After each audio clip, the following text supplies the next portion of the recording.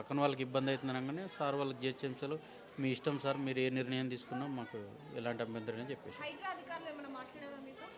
మాట్లాడారు మాకు. మామూలుగా ఎంత ఖర్చు అయింది? 50 లక్షలండి. 50 లక్షలు.